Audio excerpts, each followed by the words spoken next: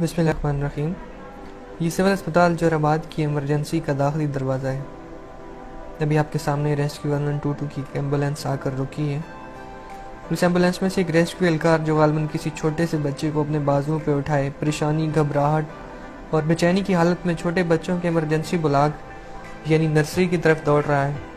ایک لمحے کے لیے مجھے لگا شاید یہ اس کا اپنا بچہ ہو۔ اسی وقت میں نے اپنی ٹیم کے ایک ممبر کو کنفرم کرنے کا بولا۔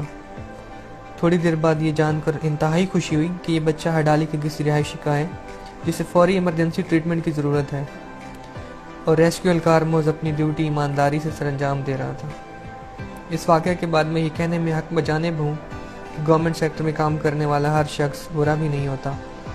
اس لیے آپ سب لوگوں سے التماس ہے کہ اچھا کام کرنے والوں کی حوصلہ افزائی کریں، کہ تنخواہ تو کام کرنے اور نہ کرنے والے دونوں کو برابر ہی ملتی ہے۔ شکریہ۔